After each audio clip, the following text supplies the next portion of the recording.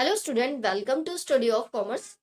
सबसे पहले तो मैं ये कहना चाहूंगी कि अगर आप कॉमर्स के स्टूडेंट हैं या कॉमर्स के किसी भी एग्जाम की प्रिपरेशन कर रहे हो, आपका कॉमर्स बैकग्राउंड है, तो आप इस चैनल को सब्सक्राइब कर दीजिएगा। मैं काफ़ी इजी लैंग्वेज में आपको कॉमर्स के सभी टर्म्स पढ़ाने की कोशिश करती हूँ, ठीक है। तो चलिए, आज इस वीडियो में हम एनसीईआरटी क्वेश्चंस देखने वाले हैं।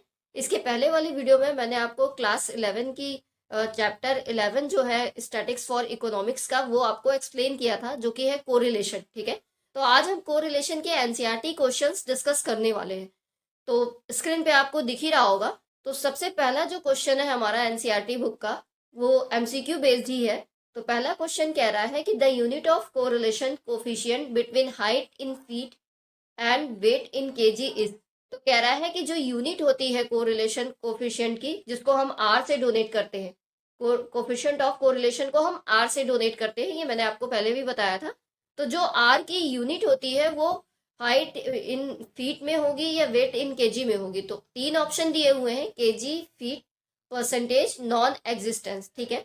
तो अगर हम कोरिलेशन की बात करें तो कोरिलेशन बेसिकली दो वेरिएबल्स के बीच में एक रिलेशन बताता है, वही क्या कहलाता है, कोरिलेशन कहलाता है, ठीक है। जो विदाउट कॉज एंड इफेक्ट का रिलेशन बताता है वही आपका कोरिलेशन होता है।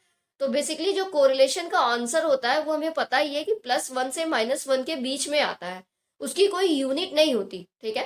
तो कोरिलेशन का जो आंसर आएगा या जो कोरिलेशन हम निकालते हैं आर, हमेशा हमारा किसी यूनिट में नहीं आता, ठीक है। तो इस चीज का ध्यान रखिएगा। तो इसलिए ना केजी फीट होगा, न परसेंटेज होगा। तो हमारा थर्ड आंसर सही हो जाएगा, नॉन एग्जिस्टेंस, क्योंकि हम यूनिट में कोरिलेशन को नहीं डिफाइन करते, ठीक है। चलिए, इसका एक्सप्लेनेशन भी मैं लेके आई हूँ। तो एक्सप्लेनेशन में मैंने लिखा ही है कि R is pure number, R हमारा हमेशा प्योर नंबर होता है, ठीक है। And independent of unit of measurement, और वो यूनिट ऑफ मेजरमेंट से इंडिपेंडेंट होता है, ठीक है। वो मेजरमेंट पे या यूनिट ऑफ मेजरमेंट पे डिपेंड नहीं करता है कोरिलेशन। तो इस चीज को ध्यान रखिएगा, ठीक है। There is non existence of correlation between the height in feet, ठीक है। तो हाइट इन फीट और वेट इन किलोग्राम में कोई भी कोरिलेशन नहीं है। तो इसको हम बोलेंगे कि यहाँ पे जीरो कोरिलेशन है। So the unit of correlation between the two is zero. तो जीरो हमें आंसर में नहीं दिया हुआ है, इसलिए हमने नॉन एग्जिस्टेंस कर दिया है कि कोई कोरिलेशन नहीं है। तो दोनों का मतलब सेम है। तो आई होप आपको क्वेश्चन 1 समझ में आ गया होगा। चलिए अब क्वेश्चन 2 देखते हैं। क्वेश्चन 2 में कह रहा है the range of simple correlation coefficient is. तो अब क्वेश्चन 2 में हमसे पूछ रहा है कि आर की रेंज क्या होती है। तो अभी मैंने आपको बताया था थोड़ी देर पहले कि जो है हमारा जो कोरिलेशन होता है वो +1 से -1 के बीच में आता है, ठीक है। मीन्स -1 से +1 के बीच में आता है, ठीक है। तो पहला ऑप्शन है 0 टू इन्फिनिटी, ये गलत हो जाएगा, इन्फिनिटी पे तो हमारा आंसर आता ही नहीं है। दूसरा ऑप्शन है -1 टू +1, ये सही है, यही सही हो जाएगा। तीसरा ऑप्शन भी देख लेते हैं। तीसरा ऑप्शन है -इन्फिनिटी टू इन्फिनिटी। तो यहाँ पे भी इन्फिनिटी की बात की गई है, जबकि हमारी एक लिमिट है, हम इन्फिनिटी में आंसर हमारा नहीं आता। तो हमारा आंसर क्या आता है, -1 से +1 के बीच में। फॉर एग्जाम्पल कभी इससे ज्यादा आ रहा है या इससे कम आ रहा है तो हम मानते हैं कि वहां पे नो कोरिलेशन है, कोई रिलेशन है ही नहीं, ठीक है। तो चलिए एक्सप्लेनेशन भी देख लेते हैं। एक्सप्लेनेशन में कह रहा है कि the range of simple correlation coefficient is from -1 to +1, ठीक है। चलिए अब क्वेश्चन नंबर 3 देखते हैं। क्वेश्चन नंबर 3 में कह रहा है कि if RXY is positive the relation between X and Y is of the type. तो अगर RXY, यानी R तो हमारा कोरिलेशन कोफिशिएंट हो गया और XY हमारे वेरिएबल्स हो गए, ठीक है। तो बोल रहा है कि RXY अगर पॉजिटिव है, इसके बीच में पॉजिटिव कोरिलेशन है XY के बीच में, तो X एंड Y के बीच में क्या होगा। अगर y इंक्रीज होगा तो x इंक्रीज होगा, कि y डिक्रीज होगा तो x इंक्रीज होगा, कि y इंक्रीज होगा, कि x डज नॉट चेंज होगा। तीन ऑप्शन दिया है। तो जैसा कि मैंने आपको बताया ही था कि पॉजिटिव कोरिलेशन क्या होता है। पॉजिटिव कोरिलेशन ऐसा होता है कि जब दो वेरिएबल है हमारे पास x और y, दोनों में एक साथ कोई इफेक्ट हो रहा है तो वही क्या कहलाएगा, पॉजिटिव कोरिलेशन कहलाएगा। मतलब कि x इंक्रीज कर रहा है तो y भी उतनी ही यूनिट से इंक्रीज करेगा, x डिक्रीज कर रहा है तो y भी उतनी ही यूनिट से डिक्रीज करेगा। तो ऐसी सिचुएशन में हम बोलेंगे कि x और y के बीच में पॉजिटिव कोरिलेशन है। तो अगर हम देखें तो पहला ऑप्शन जो है, y इंक्रीज कर रहा है तो x इंक्रीज कर रहा है, तो यही वाला सही हो जाएगा। क्योंकि दूसरे में कह रहा है कि y डिक्रीज कर रहा है तो x इंक्रीज कर रहा है, इसका मतलब यहाँ पे निगेटिव कोरिलेशन है, ठीक है। तीसरे में कह रहा है y इंक्रीज कर रहा है और x में कोई चेंज ही नहीं हो रहा है, तो यहाँ पे भी निगेटिव कोरिलेशन है, ठीक है। तो हमारा फर्स्ट ऑप्शन सही हो जाएगा। चलिए एक्सप्लेनेशन भी देख लेते हैं। When the variables x and y share positive relationship, दोनों के बीच में एक पॉजिटिव रिलेशनशिप है अगर, तो इसका मतलब ये है कि x इंक्रीज करेगा तो y भी इंक्रीज करेगा, x डिक्रीज करेगा तो y भी डिक्रीज करेगा। ठीक है, चलिए क्वेश्चन नंबर 4 देखते हैं। क्वेश्चन नंबर 4 में कह रहा है, if R X Y is equal to 0, तो अब हमारा coefficient of correlation X Y के बीच में 0 आ रहा है। तो वेरिएबल एक्स वाई का रिलेशन कैसा है, लीनियर रिलेटेड है कि नॉट लीनियरली रिलेटेड है कि इंडिपेंडेंट है।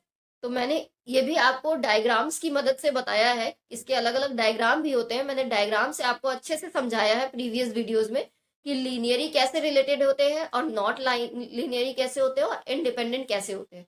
तो हम बात करें तो यहाँ पे हमारा नॉट लीनियरली रिलेटेड होगा, क्योंकि एक्स और वाई का जो रिलेशन आ रहा है वो 0 आ रहा है। ठीक है, चलिए एक्सप्लेनेशन भी देख लेते हैं।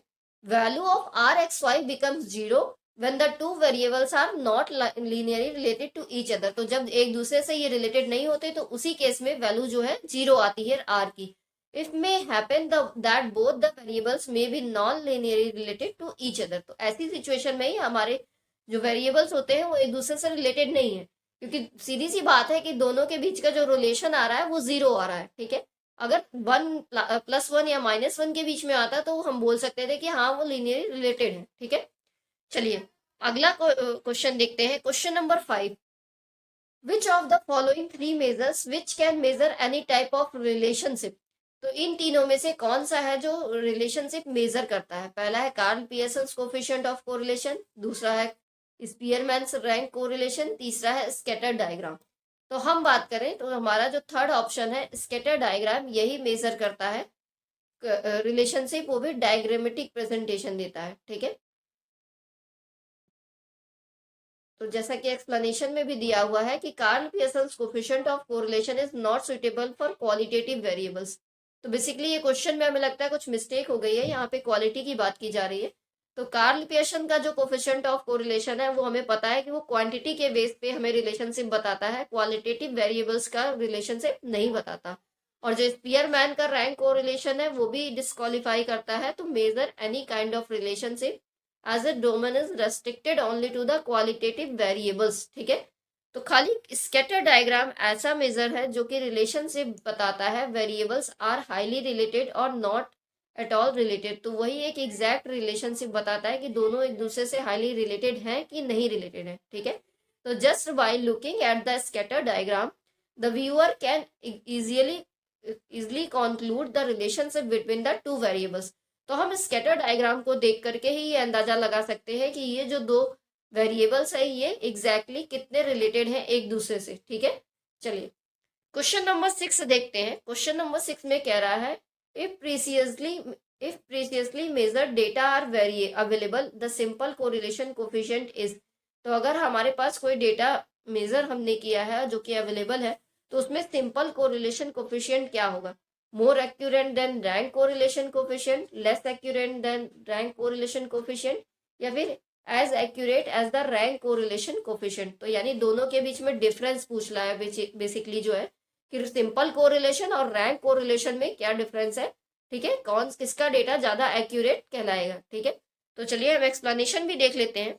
जनरली ऑप्शन तो हमारा यहाँ पे पहला वाला सही हो जाएगा, more accurate then rank correlation. तो हमारा जो सिंपल कोरिलेशन है वो ज्यादा एक्यूरेट है as compare to rank correlation coefficient से। ठीक है, generally all the properties of Karl Pearson's coefficient of correlation are similar to that of a rank correlation. तो अगर हम जनरल टर्म में देखें तो जो हमारा कार्ल पियर्सन का कोफिशिएंट ऑफ कोरिलेशन है वो नॉर्मली उसकी प्रॉपर्टीज और हमारी रैंक कोफिशिएंट ऑफ कोरिलेशन की प्रॉपर्टीज एक जैसी ही है। ठीक है, कॉमन है। However, rank correlation coefficient is generally lower or equal to Karl Pearson's coefficient। तो हम बोल सकते हैं कि जो रैंक कोरिलेशन है वो या तो उससे लोअर है या फिर उसके बराबर कहलाएगा कार्ल पियर्सन के कोफिशिएंट के। ठीक है, the reason for this difference between the two coefficient is, तो इन दोनों के बीच में क्या डिफरेंस है, because the rank correlation coefficient uses rank instead of the full set of observation that leads to the some loss of information.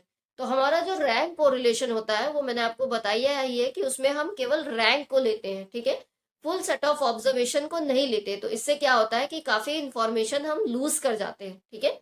If the precisely measured data are available then both the coefficient will be identical. तो अगर कोई भी प्रीसियसली data हम major करते हैं तो हमारे जो both the coefficient of correlation है वो आइडेंटिकल होते हैं, ठीक है।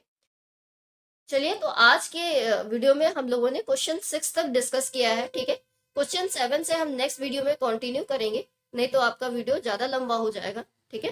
तो अगर आपको पसंद आएगा तो लाइक कर लीजिएगा, अगर कोई डाउट हो तो कमेंट कर दीजिएगा, और ज़्यादा से ज़्यादा स्टूडेंट को शेयर करने की कोशिश करिएगा ताकि ज़्यादा से ज़्यादा लोग इसका बेनिफिट उठा सकें।